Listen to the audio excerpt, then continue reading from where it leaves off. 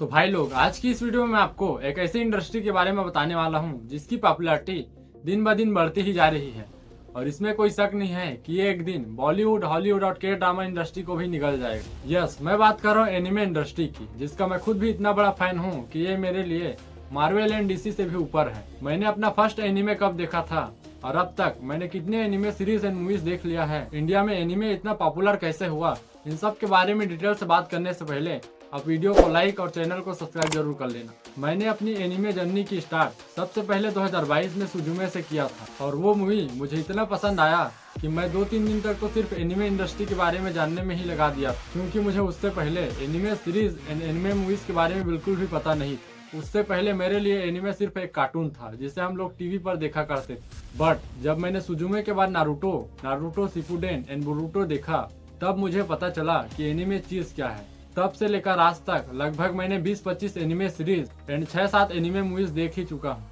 Anime series की बात करें तो अब तक मैंने Naruto Shippuden, Boruto, Death Note, Black Clover, Attack on Titan, Jujutsu Kaisen, Demon Slayer, Chainsaw Man, One Punch Man, Solo Leveling, Wind Breaker, Kaiju number 8, इनके अलावा और बहुत सारी सीरीज को मैंने देख लिया है, जिसे आप स्क्रीन पर भी देख सकते हो। इसके अलावा मैंने बहुत सी पॉपुलर एनिमे मूवीज को भी देखा है, जैसे कि your name, Suzume, I want to your pancreas, a silent voice, summer ghost, spirited away, garden of the words and look back, जो कि अभी रिसेंटली रिलीज हुआ है।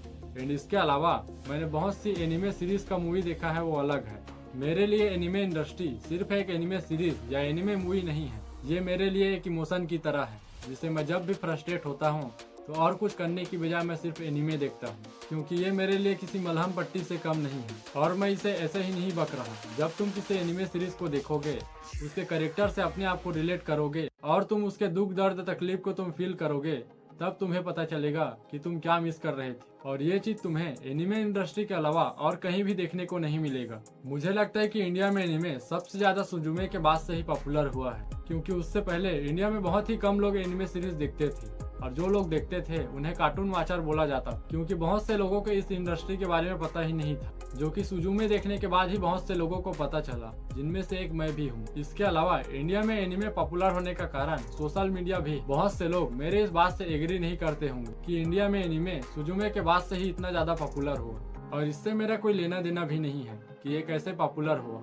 जो मुझे लगता था वो मैंने बोल दिया। आप बस इतना बता दो कि अब तक आपने कौन कौन सा एनिमे सीरीज देख लिया है और आपका फर्स्ट एनिमे सीरीज कौन सा था। मैं अपनी बात करूं तो मुझे आज भी याद है, मेरा फर्स्ट एनिमे सीरीज नारुतो था, जिसके 220 एपिसोड को मैंने 10-15 दिन में खत्म किया था, और उसे मैंने हिंदी में ही देखा था। और उसके 1 महीने बाद नारुतो शिपुडेन के 500 एपिसोड को मैंने 18-19 घंटे तक देख कर 5-6 दिन में खत्म कर दिया था। उसके बाद मैंने Boruto Naruto next generation complete किया। उसके बाद मैंने Death Note, Attack on Titan, Demon Slayer, Jujutsu Kaisen, One Punch Man, Chainsaw Man and Spy X Family जैसे सीरीज देखने में पूरा 1 साल बर्बाद कर दिया।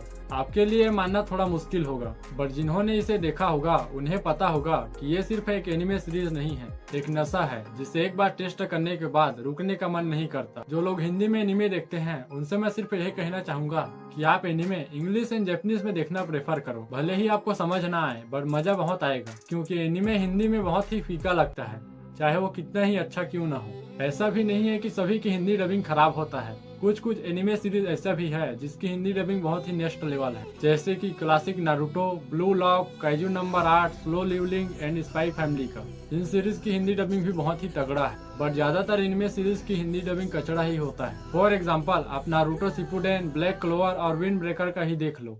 मुझे पता है कि हिंदी में एनिमे देखने वाले लोग मुझे कमेंट में गाली देने वाले हैं। जब स्टार्टिंग में नारुतो शिपुडेन हिंदी में आया था तो मैं इसे देखने का ट्राई किया था, बट मुझे इसका हिंदी डबिंग इतना कचरा लगा कि मैं इसका एक भी एपिसोड देख नहीं पाया। एंड अभी हाल ही में मैंने पेन और ओबिटो की आवाज सुना, जिसे सुनकर लिटरली मुझे हंसी आ गया। भाई, जिस पेन और ओबिटो को हम लोग जानते हैं, उसकी आवाज बस सुनकर गूज बम्प और पेन फील होने लगता था।